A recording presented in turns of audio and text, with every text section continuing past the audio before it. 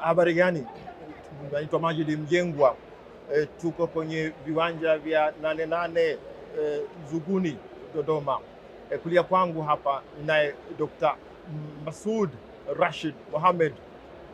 Yeye tunafahamu zaidi ni nani, anafanya nini, lakini inahusu mwani na mbolea ya mwani, masuala yenye kuhusiana na uhifadhi na yale rasilimali za baharini. Na katika hili ninaanza moja kwa moja kwa kumuuliza swali muhimu lenye kuhusiana pia na kauli mbiu ya Nane ya mwaka huu inahusu wanasema nini? Tambua soko, ongeza tija, ili kutekeleza dira ya taifa ya 2050. Dr. Masoud,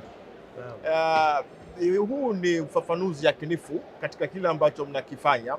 Anayetutazama aweze katika utupitishe kwa haraka lakini kwa kina, unafanya nini na wewe ni nani katika kile ambacho mnakifanya? Karibu sana. Asante sana Majid. Kwanza jina langu naitwa Masoud Rashid Mohamed kama ambavyo umeeleza hapo kabla. Mimi ni mkurugenzi mkuu wa kampuni ya mwani Zanzibar, kwa kifupi inaitwa ZASCO, na kwa Kiingereza tunaita Zanzibar Seaweed Company Limited. Kampuni hii ni kampuni ambayo ni state owned, kwa maana inamilikiwa na serikali ya Mapinduzi ya Zanzibar na inafanya shughuli zake chini ya Wizara ya Uchumi wa Buluu na Uvuvi Zanzibar. Tunapatikana katika ofisi za makao makuu, ipo pale Mlandege, jengo la Muzame Center, ghorofa ya pili, lakini tuko na ofisi nyingine ndogo upande wa Pemba pale Wete kwenye jengo la ZSTC. Kwa kifupi, kampuni hii ya mwani inajishughulisha na biashara na uwekezaji katika kilimo cha mwani, yani seaweed value chain yote, yani ule mnyororo mzima wa zao la mwani. Na kampuni hii imeanzishwa na serikali mwaka 2022 kwa lengo kubwa kuja kuwekeza, kufanya uwekezaji katika kilimo cha mwani katika value chain yote, yani mnyororo wa thamani wa zao la mwani. Sasa tukibaki kuweka nukta katika hilo, kwa naye tutazama zao la mwani na kile ambacho mnakifanya, mnyororo wa thamani, na ni moja ya malengo ya taifa ya Zanzibar inapohusu uchumi wa buluu, kuongezea thamani yanayotokana na bahari, mazao ya bahari. Ni kwa namna gani sasa moja kwa moja mnayaongezea thamani mazao ya bahari, kwa mfano huo wa mwani? Tokea tumeanza kufanya kazi mwezi wa Aprili mwaka 2022, kilikuwa kipaumbele chetu namba moja ilikuwa ni kujenga kiwanda cha mwani, kwa maana ya kuongeza thamani zao la mwani. Kipaumbele namba mbili, kujenga kiwanda cha mwani, na kipaumbele namba tatu ni kujenga kiwanda cha mwani. Kwa hiyo nadhani hapo utaona kwa kiasi gani tumedhamiria kwamba kuja kuongeza thamani katika zao la mwani. Kwa zaidi ya miaka 40 sasa Zanzibar imekuwa ikijishughulisha na kilimo cha mwani, lakini kwa bahati mbaya biashara ya mwani imekuwa ni ile ya mazoea, kwa maana ya kwamba wafanya biashara waengage wakulima wa mwani, wananunua mwani mkavu kutoka kwa wakulima, unapekiwa, unatia kwenye makontena unprocessed, ikiwa ni raw, ikiwa ni ghafi, haijachakatwa, haujaongezewa thamani na kusafirishwa kwenda nje ya nchi. Kwa hiyo ikawa ile bei ambayo wanailipa kwa mkulima ilikuwa ni ndogo sana, kiasi kwamba wakulima walikuwa na malalamiko ama wako na malalamiko makubwa sana. Kwa hiyo serikali ikaona kwa baada ya kuwa engage private sector kwamba wawekeze basi katika kuliongezea thamani, kwa maana ya kuprocess na kuzalisha bidhaa, na hatimaye kama kusafirisha, tusafirishe bidhaa ambayo itakuwa na thamani kubwa, na hatimaye mkulima aweze kulipwa bei iliyokuwa mzuri.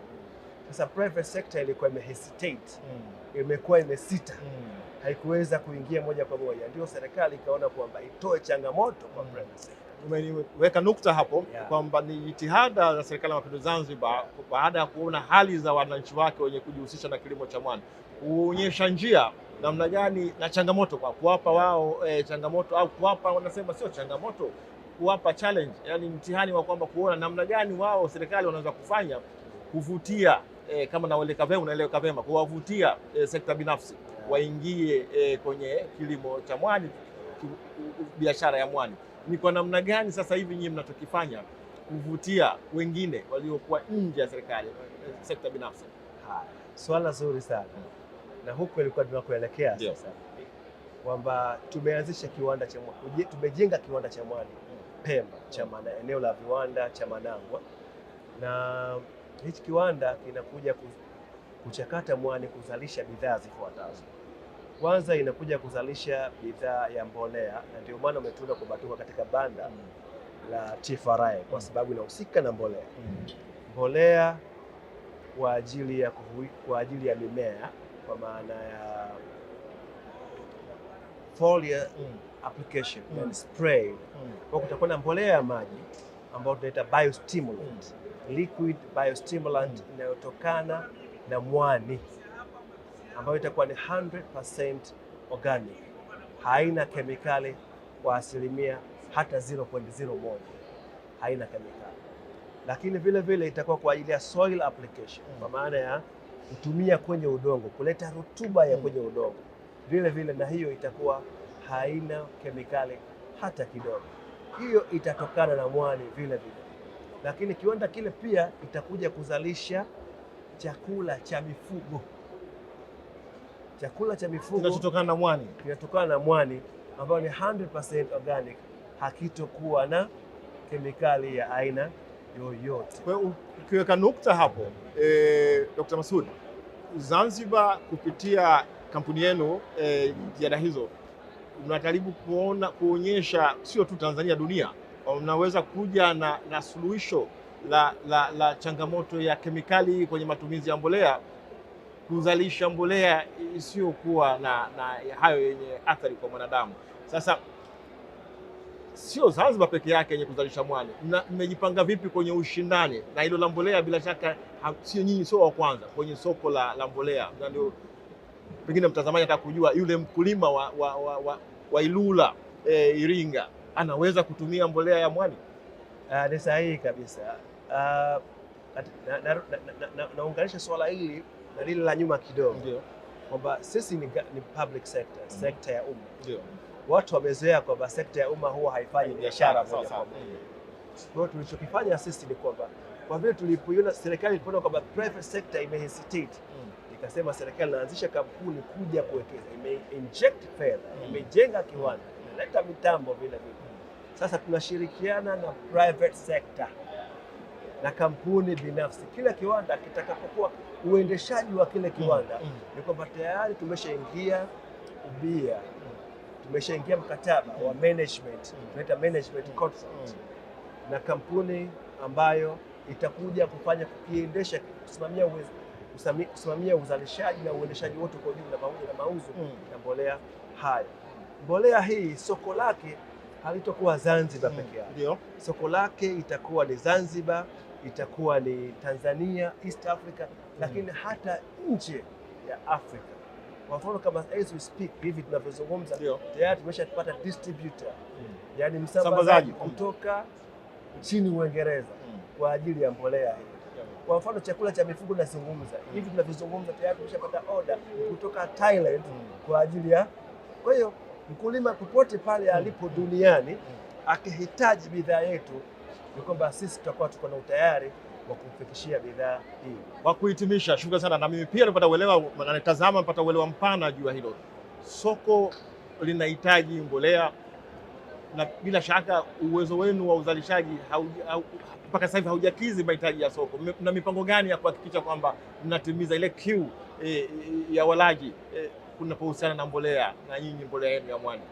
Ni sahihi kabisa kwamba soko lilopo zaidi ni soko la mbolea ya viwandani ambayo itakuwa ni mbolea ya kemikali zaidi. Kwa mbolea ya hii ya organic kweli kuna nafasi kubwa sana soko, na tunafahamu kwamba kiwanda chetu hakitoweza kutokana na uzalishaji wa mwani Tanzania, hakitoweza hata kufika asilimia hata 20 ya soko.